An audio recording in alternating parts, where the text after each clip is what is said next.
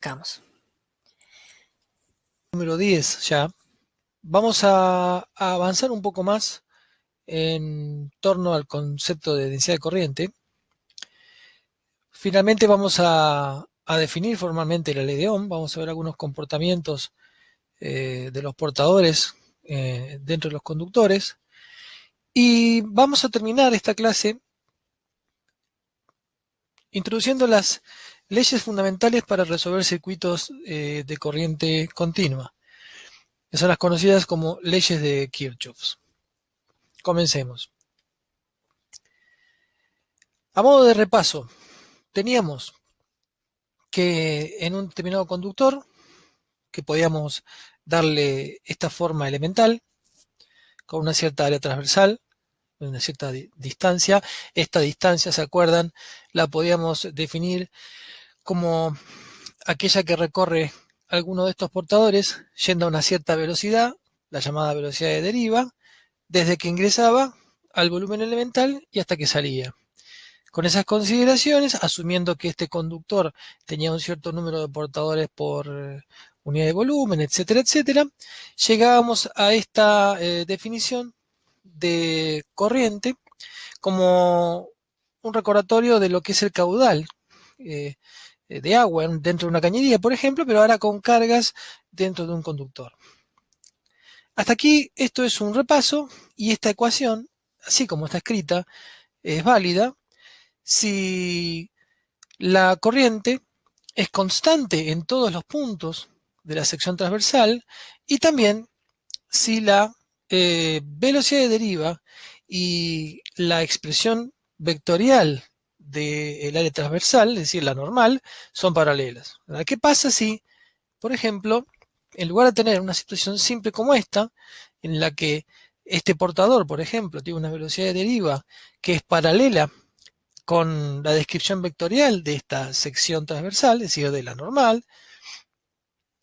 ¿Qué pasa si en lugar de tener este caso simple, tuviéramos un caso como este, en donde estamos considerando que el portador se desplaza a una cierta velocidad, pero el área no necesariamente ahora es transversal, sino que el área tiene un cierto sesgo y en consecuencia la normal a esa área forma un ángulo θ respecto de la velocidad de deriva?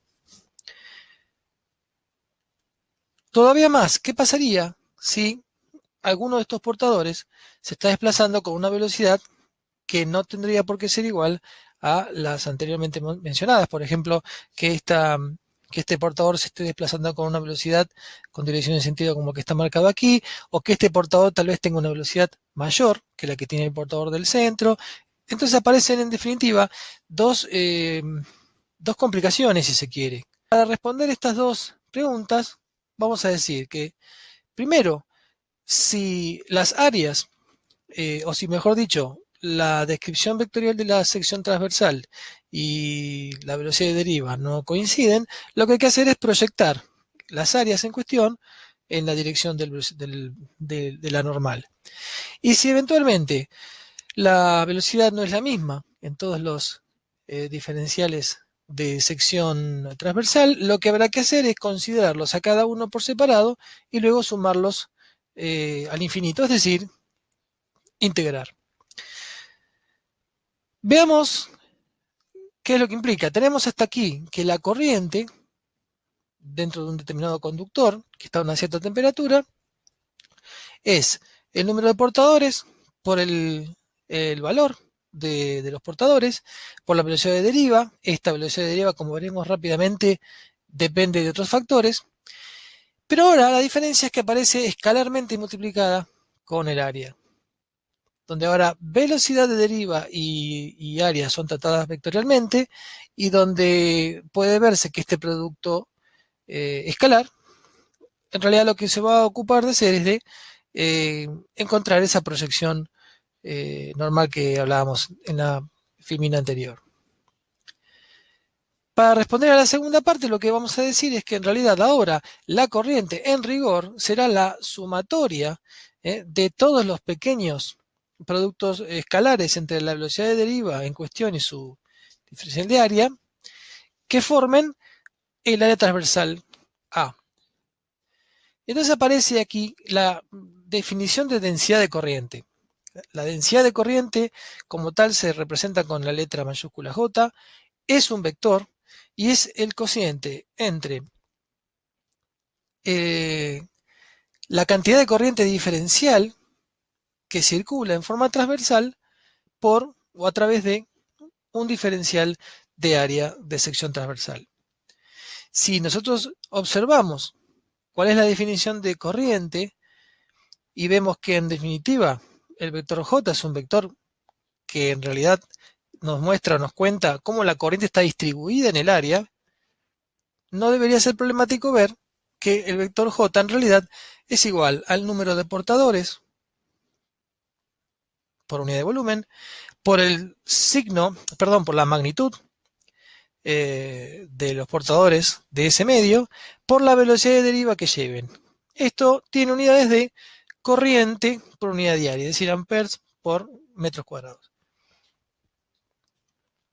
Para reforzar esta idea, muestro aquí lo que podría ser una sección transversal de un conductor dividido en una cierta cantidad de pequeños diferenciales de área. Están tomados como secciones pequeñas circulares por simplicidad. Pues de lo que nos habla el vector J es de cómo está repartida la corriente a través de toda esta sección, a través de cada uno de los pequeños diferenciales de área que lo forman. Entonces, de nuevo, el vector J no es otra cosa más que el cociente entre cada uno de estos diferenciales de corriente y su respectiva diferencial de área. Lo que uno hace cuando está calculando este producto es ver lo que está pasando en cada uno de estos diferenciales. Luego, sumando todos estos diferenciales hasta llegar al área total, entonces finalmente nos termina dando el vector J total en un determinado conductor.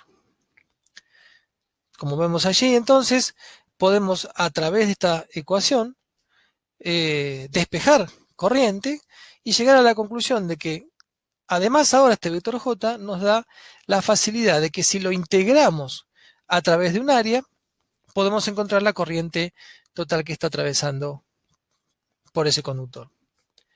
Si el J es constante, una situación que ocurre muy a menudo, si el J es constante, es uniforme, ¿qué quiere decir eso? Que cada diferencial de área que conforma el área transversal va a transportar la misma cantidad de corriente, por lo tanto, entonces, en esos casos, únicamente, J puede salir fuera de la integral y el cálculo de la corriente total se hace muy simplemente haciendo el producto del módulo del vector J por el área transversal considerada.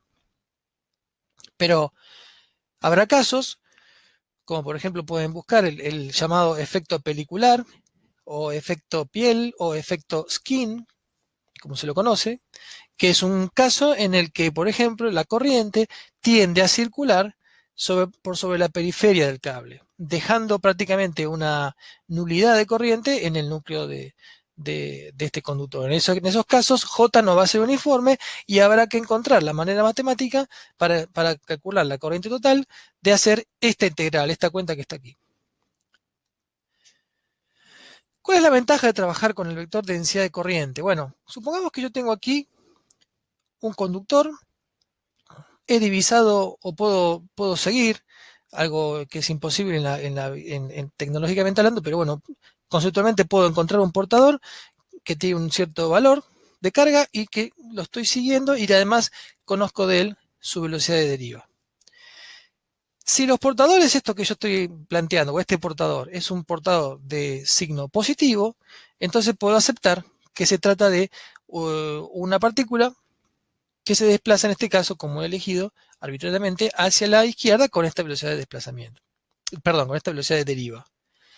Entonces, en ese caso, el cálculo del vector J va a quedar simplemente relegado a ser el producto del número de portadores por la magnitud de la carga de los portadores, de cada uno de los portadores, por su velocidad de deriva. N es un número, Q en este caso es positivo, porque estamos suponiendo que son cargas positivas, y la velocidad de deriva es la que está planteada aquí, pero en este caso son todas cantidades positivas. Van a hacer mención entonces a un vector J que va a coincidir con el movimiento de las cargas positivas, como está marcado aquí. Y yo lo he llamado vector J positivo para enfatizar eso. Ahora bien, podríamos pensar, por lo que ya hemos dicho previamente, que este movimiento, este portador desplazándose hacia la izquierda, puede ser en realidad un electrón, es decir, una carga negativa, que en rigor se está desplazando hacia la derecha.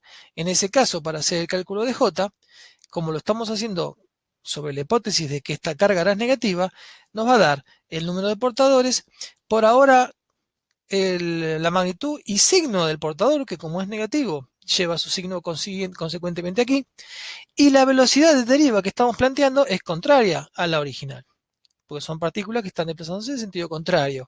Pero, de nuevo, el vector J que represente este movimiento igualmente será uno idéntico al anterior. Lo que estamos tratando de explicar aquí es que trabajar con el vector densidad de corriente nos saca un problema de encima, que es el de estar discriminando si los portadores que se están desplazando son electrones o no electrones, también llamados huecos, o si quieren rudimentariamente cargas positivas, en el interior de un conductor. Es decir, trabajar con la densidad de corriente nos simplifica, pues sin importar el signo del portador, el vector va a ser de iguales características en un caso o en otro. Para enfatizar un poco más este detalle de si la carga que se desplaza en un conductor es positiva o es negativa, recordemos una idea que anda por allí, que es la del electrón hueco. Electrón-hueco. Imaginemos que este que está aquí es un electrón que se está desplazando con una velocidad de deriva hacia la derecha.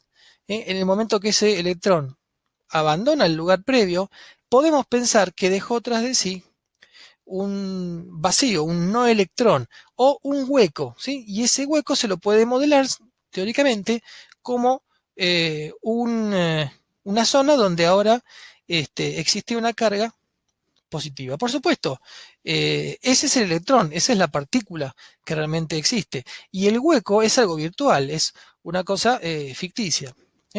Entonces, una posible descripción de esto sería pensar que el hueco es una manera de concebir un no electrón. Sería una carga positiva ficticia. Recordemos que las cargas positivas, verdaderamente los protones, se encuentran en el interior de los núcleos atómicos. Entonces, de ninguna manera puedo concebir que en un cierto conductor se esté desplazando un protón. Pero nadie nos prohíbe pensar que lo que se está desplazando en realidad es la ausencia del electrón en sentido contrario.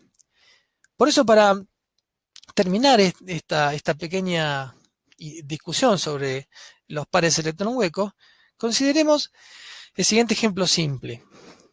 Por un momento pensemos que eso representa un volumen conductor y que esos puntos, esos círculos negros que ustedes están viendo allí, son en realidad electrones. Es una simplificación muy grande, pero digamos, alcanza o ayuda a esta idea. Si en algún momento un electrón que estaba en la izquierda de este arreglo consigue ser retirado o se va de este conductor, por ejemplo, yéndose hacia la izquierda, va a dejar entonces tras de sí un hueco, un lugar, un no electrón. Entonces, el electrón de al lado, tal vez, que ahora estamos viéndolo en rojo, podría querer desplazarse hacia el hueco que dejó el electrón anterior.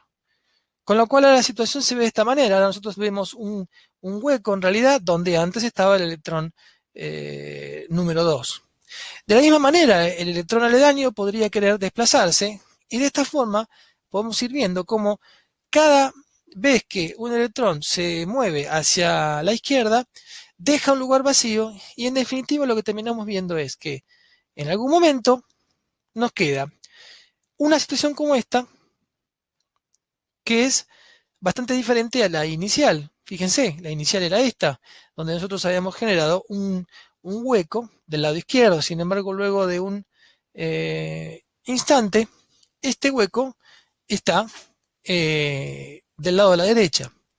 Podríamos pensar que cada vez que los electrones o que algún electrón se fue desplazando hacia la izquierda, algún hueco se fue desplazando hacia la derecha. Y esa es la idea fundamental de los pares electrones huecos. Es decir, yo puedo pensar que el fenómeno de corriente se está produciendo porque electrones se mueven en un sentido o porque El hueco, el no electrón, se mueve en sentido contrario.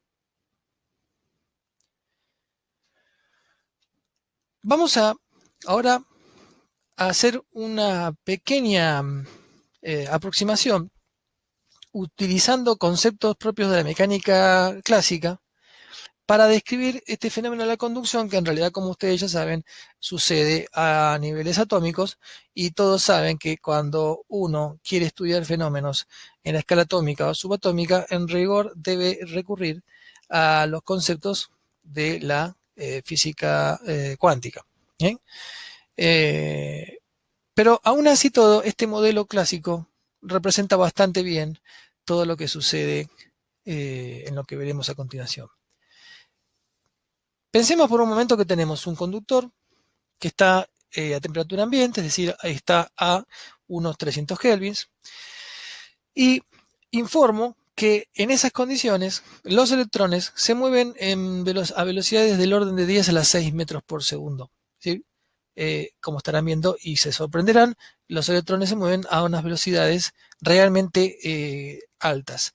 Ese movimiento es un movimiento de tipo caótico y es un movimiento que está muy influenciado por la temperatura a la que se encuentra el conductor. En general, a mayor temperatura, como vamos a ver en breve, mayor desorden, mayores vibraciones y el comportamiento va cambiando. Por otro lado, asumamos que existe un parámetro tau que representa el tiempo de colisión. El tiempo de colisión es el tiempo que le toma a un electrón en iniciar un movimiento y colisionar con algún otro electrón o con algún otro núcleo atómico. Ese valor, en general, para estas condiciones está en el orden de 3 por 10 a la menos 14 de segundo. ¿Es lógico que este tiempo sea tan pequeño? Sí, es lógico, pensando que hay una gran cantidad de electrones, cada uno desplazándose a altísimas velocidades en un medio denso. Así que es lógico que estas colisiones se den tan frecuentemente. A su vez sabemos que los números de portadores en el cobre por unidad de volumen andan en el orden de 10 a la 29. Si yo ahora a este bloque conductor le aplico una FEM, una fuerza electromotriz, que crea un campo eléctrico motriz, es un campo, acuérdense, campo no conservativo, capaz de producir movimiento de cargas en forma continuada, que a los portadores entonces ahora les aplique una cierta fuerza, lo que vamos a tener es que sobre los portadores existirá una fuerza. Si yo despejo la aceleración, considerándola desde el punto de vista clásico como la fuerza que aparece sobre una cierta masa dividida ella, y si la masa m sub e es la masa de cada uno de los electrones, entonces la aceleración que sufrirá uno de estos portadores a partir de la aplicación del campo eléctrico motriz de la FEM será esta fuerza sobre su masa. Si reemplazamos ahora el valor de la fuerza como el producto de la carga del electrón por el campo motriz aplicado por la fuerza electromotriz, por la FEM, podemos entonces manejar en lugar de F sobre M sub E esta expresión que está aquí. La carga del electrón por el campo eléctrico motriz sobre su masa. Esto sería la aceleración que tiene cada uno de estos portadores, cada uno de estos electrones, y si yo a esa aceleración la afectara, la multiplicara por tau, por el tiempo de colisión, lo que yo voy a estar encontrando va a ser una suerte de velocidad promedio del electrón, asumiendo que cada vez que el electrón, cada vez que colisiona, inicia un movimiento con velocidad inicial cero, para ser lo más estrictos posible desde el punto de vista de la mecánica clásica, la velocidad que va a adquirir ese electrón desde que colisionó hasta que vuelve a colisionar es el producto de la aceleración por tau. Si reemplazamos, lo que encontramos es que hay una cierta velocidad que es proporcional a tau, que es proporcional también al campo eléctrico motriz. Esto es lógico, tiene sentido. Bueno, hasta aquí sí tiene sentido, porque pensemos que si tau se hiciera grande, el tiempo tau es el tiempo de colisión. Si el tiempo t se hace grande, querrá decir que el material tiene un orden mayor y que entonces a los electrones les toma más tiempo colisionar. Es una situación que uno desea. ¿eh? Un tau grande implica que el electrón colisiona poco. En consecuencia, un tau grande nos va a dar una mayor velocidad. Es lógico también eso, pensarlo. Claro, si un electrón no colisiona o colisiona muy pocas veces por unidad de tiempo, pues tendrá más tiempo para desarrollar una mayor velocidad. Por consiguiente, entonces, a un mayor tiempo entre colisiones, una mayor velocidad v sub d. Pero por otro lado, ante un campo eléctrico motriz más intenso, es decir, ante la aplicación de una FEM de valor mayor, también vamos a lograr una mayor velocidad v sub d. Esta velocidad de deriva claramente no tiene nada que ver con esta velocidad instantánea de los electrones. Entonces, para hacer un pequeño calculito, un pequeño ejemplo, tomemos un conductor bien extenso y largo, 10 metros, apliquemos entre sus extremos una diferencia de potencial, es decir, ¿qué es lo que va a generar esta diferencia de potencial? Una FEM, va a generar un salto, supongamos que ese salto será de 10 volts, es decir, que este punto va a estar 10 volts por encima de este punto, y en consecuencia entonces ahora tendremos un movimiento de portadores que va a ir desde el mayor nivel de potencial hacia el menor nivel de potencial, es decir, las cargas que consideramos son las positivas, pero si en realidad pensamos que son los electrones los que se están moviendo, pues entonces habrá que pensarlo en términos de electrones que remontarán estas líneas de campo eléctrico para tratar de ir hacia el extremo izquierdo. Ya no nos preocupamos porque de última, al trabajar con el vector J, el vector de densidad de corriente, ya no nos interesa si lo que se mueve son cargas positivas o negativas. Entonces, un cálculo rápido que se puede hacer para encontrar ese campo motriz, ese campo que es el que está encargándose de mover estas partículas, bueno, pues podemos hacer directamente esta diferencia de potencial cociente con la distancia entre la que se genera esa diferencia de potencial. Si tenemos en nuestro ejemplo 10 volts y son 10 metros los que tiene este conductor, encontramos que en este conductor tendremos aproximadamente 1 volt por metro de campo eléctrico motriz. Entonces, haciendo las cuentas, esa velocidad de deriva será igual. Recordemos, era el valor de la carga del portador sobre su masa, por el campo eléctrico, que en realidad es el cociente entre la diferencia de potencial y su extensión, por el tiempo entre choques. Para este caso, entonces, nos da que la velocidad de deriva es aproximadamente 5 por 10 a la menos 3 metros por segundo. Esto ya lo hemos visto en la clase pasada. De nuevo, la velocidad de deriva resulta ser extraordinariamente menor que la velocidad real de cada uno de estos electrones. ¿Qué es lo que está pasando? Podemos pensarlo, en algunos libros lo van a encontrar, podemos pensarlo de esta forma. El electrón se está desplazando con una velocidad extraordinariamente grande, con su velocidad instantánea, altísima velocidad, pero lo hace de esta manera caótica, siguiendo rumbos que permanentemente cambian debido a las colisiones. Esta es la descripción de la velocidad instantánea, esa que decíamos hace unos momentos atrás, del orden de 10 a la 6 metros por segundo. Ahora bien, cuando a este conductor yo le aplique una diferencia de potencial, aparecerá un campo eléctrico motriz. El efecto sería como si ustedes pensasen en un viento, en un caudal de aire que está impulsando las partículas, y ahora este movimiento que antes era caótico y sin ninguna orientación, ahora, a medida que hay una diferencia de potencial, estará comenzando a desplegarse. La velocidad instantánea la va a tener permanentemente, esa velocidad instantánea siempre estará presente, pero ahora, de alguna manera, la FEM sería algo equivalente a pensar que tuerce una repisa que antes estaba horizontal, ahora tiene una cierta inclinación, entonces en consecuencia ahora los portadores tienen una fuerza aplicada sobre sí que los hace desplazar. Bueno,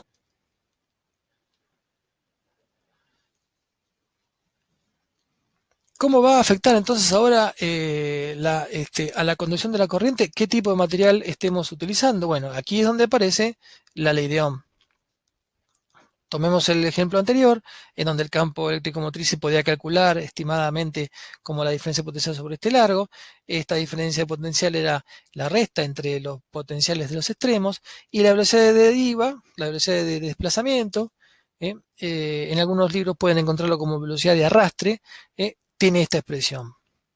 Si definimos o si traemos la definición de J, la definición de la densidad de corriente, el número de portadores por el portador en su magnitud, y la velocidad esta de deriva, que es igual al cociente entre la corriente y el área transversal.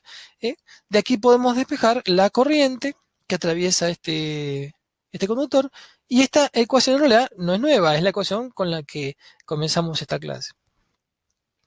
Pero si yo ahora reemplazo lo que es la velocidad de deriva, la reemplazo por la expresión que dedujimos recién, nos queda una expresión para la corriente en donde interviene el número de portadores, la carga del portador al cuadrado, el tiempo entre choques, la masa del portador, y aparece la sección transversal del conductor y el campo eléctrico motriz aplicado.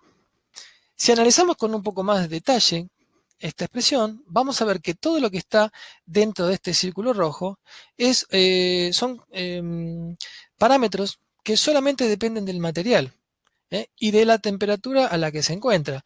El número de portadores depende del material, el signo del portador tiene que ver con el material en sí mismo, pero asimismo también con la masa del electrón, pero la constante tau, el tiempo entre choques, dependerá también de la temperatura. Por lo tanto, ahora todo esto que está aquí es algo propio del material.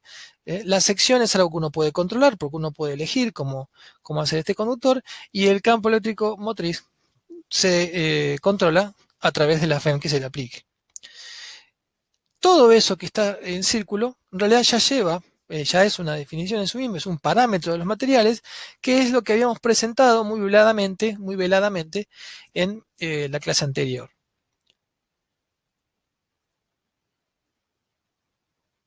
Que es lo que definimos como la conductividad eléctrica del material. Esta es la definición de la conductividad eléctrica. ¿Qué unidades tiene? Tiene unidades de Siemens por metro. Siemens en honor al científico alemán del siglo pasado.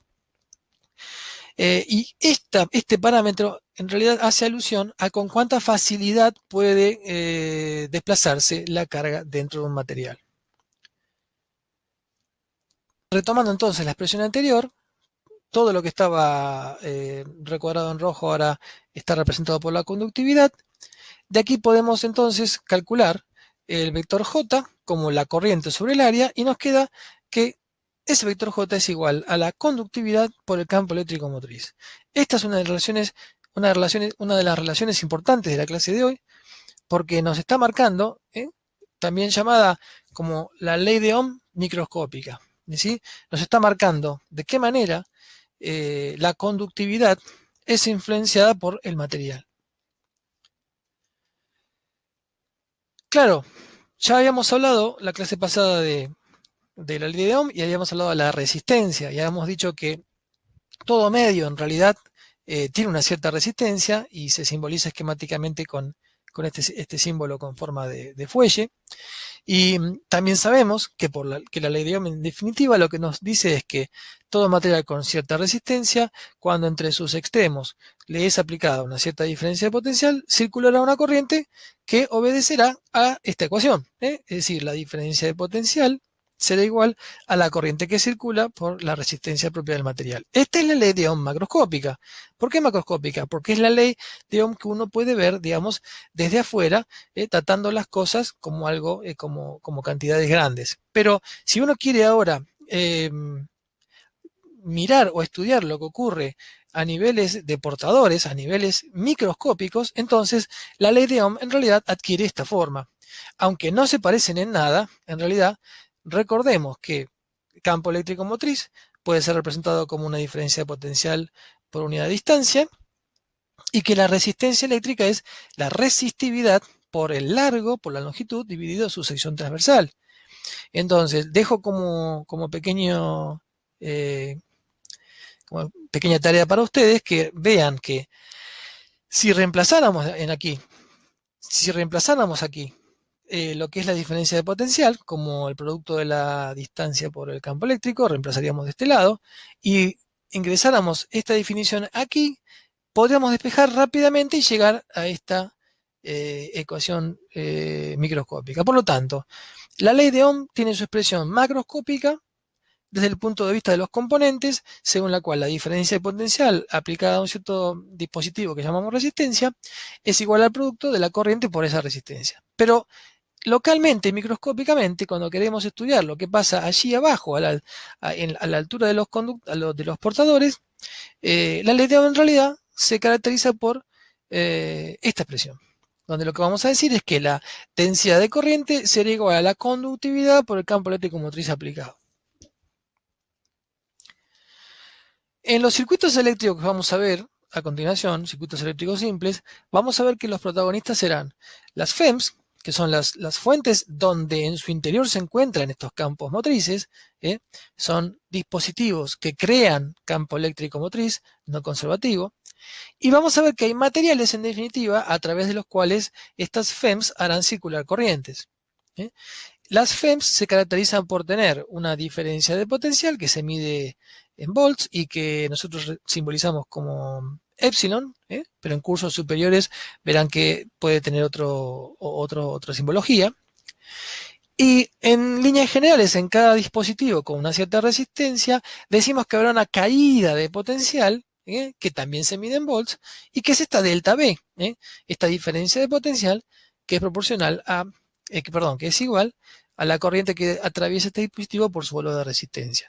Cuando hablamos de FEMS, hablamos de diferencias de potencial. Cuando hablamos de resistencias, hablamos de caídas de potencial. Fíjense como detalle, lo vamos a ver más adelante, pero en toda resistencia siempre la corriente del lado por donde ingresa siempre está mostrando el valor en donde el potencial es mayor. Con estos elementos ahora podríamos formar un circuito de corriente continua o de corriente continuada, que nos haría recordar al esquema este del hidráulico del tanque de agua, que era cargado por una bomba que generaba un caudal de agua desde un sumidero hasta un punto más alto, y luego ese tanque, por una abertura que tenía, generaba una caída de agua que volvía a acumularse en este sumidero, y entonces de esta forma uno tenía una circulación continua de agua, en donde el único elemento activo era la bomba, en cuyo interior se encontraba la fuerza que era capaz de generar un caudal de agua y que esa agua llegase a un punto de mayor energía gravitacional. La bomba es el elemento que hace trabajo en contra de la gravedad, y luego es la gravedad la que se ocupa de hacer trabajo en contra del rozamiento. Pensemos que esto es una cañería, aquí hay viscosidad, etcétera, etcétera. Hay pérdidas, pero luego, quiero decir, es la gravedad la que trabaja para que entonces ese caudal de agua vuelva a un nivel de menor energía potencial. Bueno, pues esta analogía hidráulica está presente en cualquiera de estos circuitos, en donde ahora nuestra bomba es la FEM. Entonces ahora tenemos de igual manera, esta FEM ahora es la que va a tomar los portadores de un nivel más bajo de energía y los va a llevar, los va a impulsar hacia una zona de mayor potencial, y luego, entonces, como consecuencia, esos portadores van a trabajar en contra del rozamiento, de la resistencia de los materiales para llegar a su valor inicial. Definitivamente es la FEM la que le entrega energía a los portadores, mandándolos a una zona de mayor potencial eléctrico, y luego toda esa energía entregada a los portadores es disipada en calor debido a los roces y los choques dentro de los materiales reales, es decir, por, digamos, causa de la resistencia. Las relaciones fundamentales que vamos a tener en los circuitos eléctricos simplemente van a ser la ley de Ohm macroscópica, delta V es igual a I por R. Vamos a tener la ley de Ohm microscópica, vector densidad de corriente igual a conductividad por campos eléctricos motrices. Y podemos despejar de aquí a campo eléctrico motriz como el cociente entre la densidad de corriente y la conductividad, que en definitiva termina siendo el producto de la corriente por la resistencia dividido una cierta longitud. Ahora, sería interesante hacer algunas consideraciones más.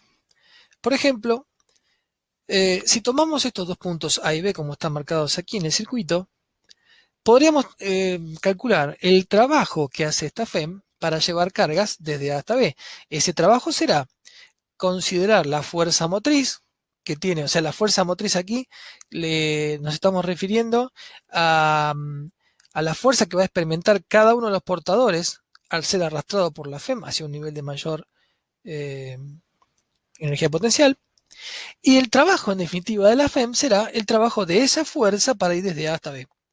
Como esa fuerza que cada uno de los portadores va a experimentar es el valor de carga de esos portadores por el campo eléctrico motriz que la FEM genera, entonces la integral para ir desde A hasta B de la fuerza motriz en realidad es la integral para ir desde A hasta B del producto de la carga de cada uno de los portadores por el campo eléctrico motriz dentro de la FEM a través de este camino. Si yo saco de la integral este diferencial de carga, porque claramente es una constante y no depende de ella, puedo pasarlo dividiendo al otro miembro, con lo cual entonces tendré el trabajo que la FEM va a generar por unidad de carga, que será simplemente la integral para ir desde A hasta B del campo eléctrico motriz, producto diferencial de camino. Y esto en realidad es nuestra definición de FEM. Pero recordemos que la FEM, cuando fue definida en la clase pasada, habíamos dicho que la FEM era todo agente capaz de entregar un trabajo por unidad de carga, o a cada carga dotarla o entregarle una cierta energía. Entonces, en definitiva, si ahora lo que pensamos es en términos más generales como un camino cerrado, en donde en realidad el punto A y B eran solamente definían solamente una sección de ese camino, la integral ahora puede escribirse tranquilamente como está marcada aquí. Es decir, ahora que la FEM no necesariamente será la integral desde A hasta B, sino que FEM será ahora la integral de camino cerrada, dentro de un cierto... La integral de camino cerrada del campo eléctrico motriz, producto escalar, el desplazamiento. Claro, ¿qué pasa? En realidad, toda esta expresión en realidad solamente tiene valor o adquiere valor desde A hasta B, que es donde está la FEM. Pero uno de todas maneras no pierde generalidad si lo escribe de esta manera. ¿Qué otra cosa tenemos? Tenemos que en este circuito habrá acumulación de cargas y esas cargas generarán campos eléctricos conservativos, como por ejemplo las cargas que estén, por ejemplo, presentes de este lado respecto de las cargas que estén de este lado, podrán ser las que originarán este campo eléctrico que está marcado aquí en naranja. Este campo eléctrico es sub cero, es un campo eléctrico creado por cargas eléctricas. Todo campo eléctrico creado por cargas eléctricas es naturaleza conservativa. ¿Hay algunos otros campos eléctricos dentro de este circuito? Sí, tenemos que en líneas generales toda esta zona de aquí tendrá un mayor potencial eléctrico que toda esta zona de aquí. Por lo tanto, no está mal pensar que habrá líneas de campo eléctrico que van desde esta zona hacia esta zona en el circuito. Estas líneas de campo eléctrico que están aquí en naranja, al igual que esta, son líneas de campo eléctrico originadas por las cargas. Los campos eléctricos originados por las cargas son de naturaleza conservativa. Por eso, la integral de camino cerrada del campo eléctrico en todo este camino, sin importar cómo sea en las líneas de fuerza de ese campo eléctrico, será cero. Por lo tanto, si yo ahora quiero generalizar y sumar todas las contribuciones de los campos motrices donde quiera que estén, en las FEMS en definitiva, más todas las contribuciones de los campos eléctricos conservativos que haya en todo el circuito, porque este circuito está inmerso en campo eléctrico creado por cargas, en definitiva la suma de ambos será igual a la FEM. ¿En qué me baso yo para decir eso? Bueno, pues esta integral ya está sabido que va a dar cero y por lo tanto la única integral que subsiste cuando yo cierro un camino ahora será aquella integral del campo motriz no conservativo originado por la FEM. En conclusión, entonces, la FEM puede considerarse como el trabajo de todo camino cerrado del campo eléctrico total, donde ahora el campo eléctrico total será la suma de todos los campos creados por las cargas, campos conservativos, más todos los campos creados por las FEMS, campos motrices. Veamos ahora, entonces, qué es lo que nosotros aplicaremos para resolver circuitos de corriente continua. En general, veremos que hay dos grandes principios que son conservacionales, es decir, descansan sobre un principio más general y totalmente fabuloso, que es el de conservación de la energía. Pensemos por un lado, como dijimos en las primeras clases, que la carga eléctrica se conserva, es decir, no puede crearse o desaparecer carga bajo ninguna circunstancia. A lo sumo, la carga se va desplazando. Y si uno en algún lugar de un circuito encuentra una acumulación de carga, se va a corresponder con alguna falta de carga en algún otro lugar. Vamos a ver que de esta conservación de carga vendrá la que llamaremos, o la ley que llamaremos de nodos. Y a su vez hay una conservación general de la energía. Sabemos que la energía no puede crearse ni destruirse, solo se transforma. Y aplicando un principio básico de conservación de energía, vamos a llegar a la que será la ley de mallas. ¿Qué es un circuito eléctrico? Un circuito eléctrico es una serie de caminos en donde encontraremos FEMs, resistencias, puede haber capacitores y una serie de dispositivos más, pero en definitiva es lo más parecido a un sistema de cañerías hidráulico, pero en donde ahora lo que tenemos es, por un lado, fuentes activas, que son las que generan la circulación de corriente, y pérdidas, que serían las resistencias, o eventualmente elementos como los capacitores en donde se va a almacenar energía. Vamos a ver que todo circuito obedece a una cierta topología, tiene una forma, y veremos que vamos a definir en todo circuito siempre, podremos definir tres elementos fundamentales. Podremos definir el nodo o nudo como la unión de dos o más caminos, que en definitiva serán conductores. La rama, que es todo camino comprendido entre dos nodos. Y la malla, que será todo camino cerrado dentro de un determinado circuito. Bueno, hasta aquí son definiciones. Veamos las aplicadas a un caso concreto. Entonces, vemos, por ejemplo, pensemos que esto podría ser eventualmente un circuito donde hay tres conductores que están unidos de esta forma caprichosa. En cada uno de esos conductores me están dando un dato. Por ahora no tiene relevancia. Pero claramente aquí, los nodos, ¿dónde podrían estar? Y bueno, los nodos serían en este punto A, al cual convergen, o al cual se unen tres conductores. El punto B podría llegar a ser un nodo, aunque brinde información trivial, porque digamos que en realidad este punto B está en serie, está en el camino de este conductor. Y tenemos que también es un nodo, donde vemos que se unen más de dos conductores. ¿Rama qué sería? Bueno, pues rama sería entonces todo camino abierto que empieza en un nodo y termina en otro. Entonces aquí claramente tenemos cuatro ramas. La rama que va desde el punto C hasta el punto A, la rama que está en naranja desde el punto A hasta el punto B, la rama que está en verde desde B a C, y bueno, tenemos finalmente una cuarta rama desde C hasta A, que está marcada con este color. ¿Qué serán entonces ahora mallas? Mallas dijimos que son caminos cerrados en circuitos. En todo circuito habrá más de un camino cerrado seguramente. Bueno, pues aquí el primer camino cerrado que podemos ver es este que está aquí, que estoy designando con el cursor. Este es un camino cerrado. ¿Cómo nos damos cuenta que es un camino cerrado? Pues yo parto, por ejemplo, de este punto, comienzo a recorrerlo, voy circulándolo y en algún momento llego al punto del cual partí. Entonces esa es la prueba de que esto es un camino cerrado. Otro camino cerrado será este que está aquí. Y claro, hay un tercer camino que sería la periferia de todo este circuito.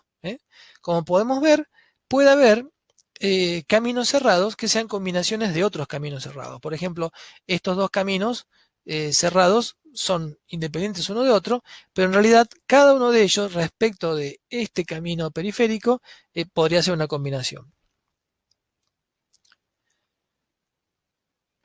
Resolver un circuito de corriente continua en realidad implica determinar el valor de todas las corrientes y las diferencias de potencial en cada punto de ese circuito.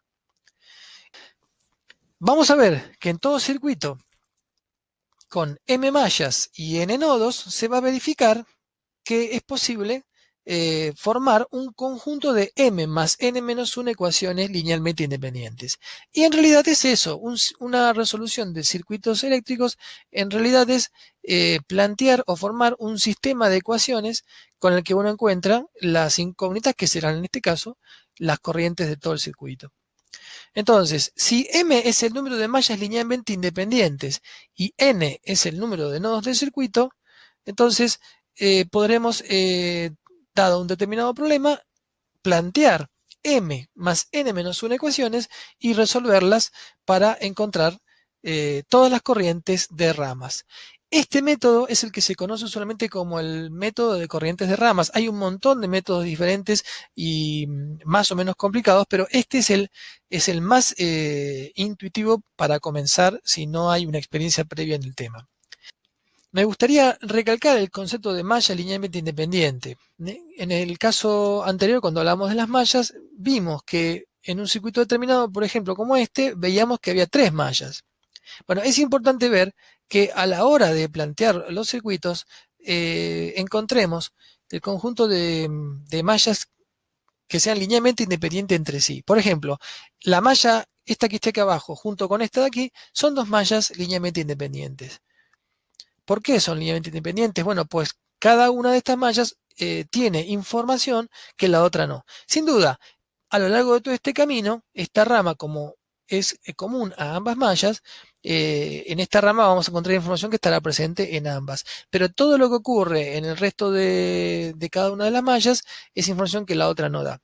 Entonces es importante a la hora de encontrar mallas que todas las mallas del sistema sean mallas linealmente independientes. Respecto de este menos 1, ¿por qué hay un menos 1 aquí? Porque en general, en todo circuito donde hay n nodos, siempre hay uno de esos nodos que nos va a brindar información redundante. Por eso entonces, ante un circuito con m mallas y n nodos, sabemos que de antemano podremos saber cuántas incógnitas y cuántas ecuaciones tendremos que formar. El número de ecuaciones que formaremos será el número de m mallas linealmente independientes con el número de n-1 nodos.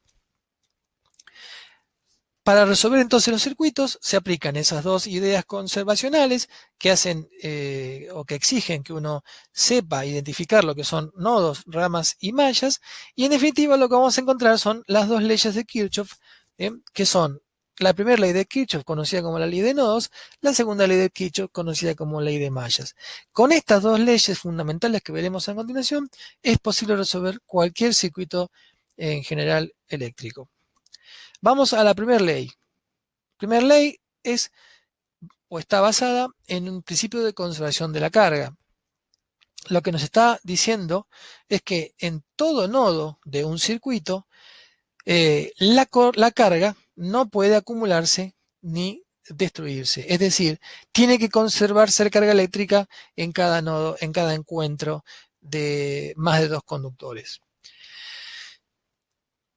Yendo al concepto simple, si el nodo A, que está marcado aquí, lo vemos con más detalle aquí, resulta muy intuitivo y muy básico que toda la corriente, es decir, toda la carga por unidad de tiempo que llegue a este nodo deba irse por algún otro lugar. ¿Por qué?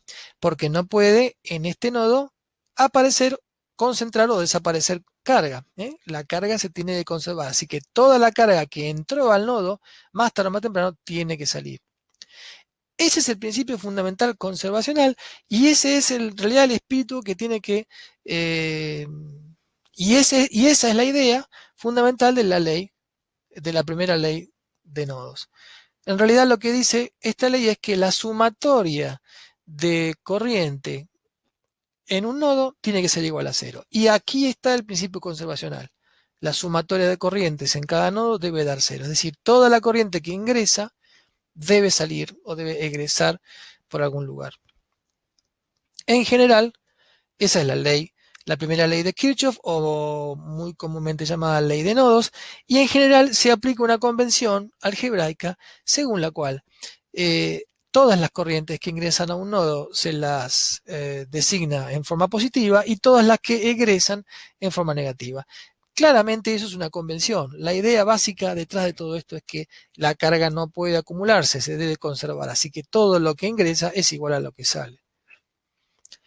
Por ejemplo, en este caso, lo que estaríamos, si tuviéramos que aplicar este concepto al nodo A, lo que podríamos decir es que I1 que está ingresando más I3 que están ingresando menos I2 que se está yendo del nodo tienen que ser igual a 0. Es lo que está marcado aquí. Eso es lo que implica aplicar la primera ley de Kirchhoff o ley de nodos a cada uno de los nodos de un circuito. Entonces yo, una vez que elija el nodo, le aplicaré esta ley conservacional. Pero fíjense que en realidad lo que está diciendo esto es que I2 es igual a la suma de I1 más I3. Claramente, I1 más I3 tienen que ser igual a I2. Porque si eso no fuese así, entonces en el nodo A estaría faltándose a una ley de conservación básica de la carga.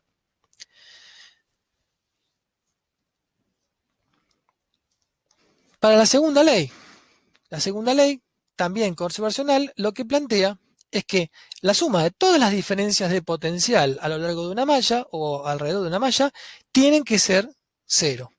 Es decir, la sumatoria de diferencias de potencial, está marcado aquí sumatoria de B sub I, desde la primera hasta la última, deben sumar 0. Esa es la segunda ley de Kirchhoff o ley de mallas.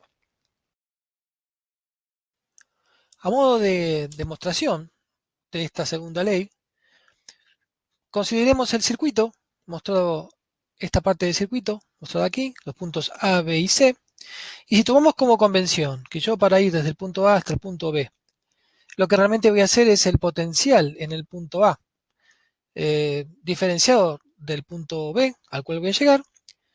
Entonces, para cerrar este camino, yo puedo escribir todas las subidas y bajadas de potencial como se ve aquí, donde el potencial B sub AB será en definitiva el potencial de A menos el potencial de B, el potencial de B a C será el potencial de B menos el potencial de en C, y el potencial para ir de C hasta A, con lo cual cerraríamos el camino, sería el potencial en C menos el potencial en A. Si analizamos estos términos convenientemente, veremos que esta sumatoria da 0, lo cual es lógico pensando que todo lo que está involucrado aquí sigue siendo problemas de campos selectivos conservativos, por lo tanto ningún camino cerrado nos puede dar distinto de 0. Respecto a esta convención que dice que es el potencial en A menos el potencial en B cuando nosotros vamos de A a B, no deja de ser la misma definición de potencial tradicional. Lo que ocurre es que ahora depende del signo de esta diferencia si esto es una caída o si es una elevación de potencial, simplemente. ¿Cuáles serán los pasos necesarios para resolver cualquier circuito de corriente continua? Primeramente, determinar el número de nodos y el número de mallas linealmente independientes del circuito. Luego, plantear un sentido de corrientes para cada rama que tenga nuestro circuito. ¿Cómo vamos a plantear ese sentido de corrientes? Totalmente libre, sin tener ningún conocimiento previo. No hace falta que tengamos ninguna presunción sobre cómo van a circular las corrientes. Una vez que están planteados los sentidos de las corrientes, plantear los signos de cada diferencia de potencial sobre cada elemento. En este caso, como veremos, será sobre cada resistencia y sobre cada FEM. Este tercer paso, no es libre, es una consecuencia del caso anterior, porque una vez que yo defina el sentido de las corrientes, quedarán definidas las caídas de potencial sobre la resistencia, por ejemplo. Luego, definir el sentido en el que recorreremos cada malla. También eso lo podemos hacer en forma libre. El sentido, bueno, pues será en forma horario o en sentido antihorario, no hay otra posibilidad. Pero este cuarto paso es totalmente libre. Aplicar la ley de Kirchhoff a cada uno de los nodos del circuito, aplicar la segunda ley de Kirchhoff aplicar la primera ley de Kirchhoff a cada uno de los nodos del circuito, aplicar la segunda ley de Kirchhoff a cada malla linealmente independiente y luego resolver todo el sistema de n-1 más m ecuaciones lineales que nos van a quedar para encontrar entonces todas las corrientes del circuito. Lo que vamos a hacer es resolver algún par de circuitos simples para poder poner a prueba esta serie de 7 pasos. Y en líneas generales lo que vamos a ver es que en general, si uno es ordenado y metódico, resolver circuitos de corriente continua es algo muy sencillo y con muy baja probabilidad de cometer errores. Vamos a plantear la resolución de estos dos circuitos que yo voy a adjuntar. Luego, con un ejercicio que hagamos a mano, vamos a resolver primero un circuito elemental en donde una FEM es conectada a una simple resistencia, pero luego veremos un circuito un poco más complicado en donde la FEM ahora es conectada a dos resistencias como se muestran aquí, dos resistencias R1 y R2 diferentes, de diferente valor. Y yo entonces ahora formo un circuito y quiero conocer cuáles son todas las corrientes y las diferencias de potencial a través de que existen en él.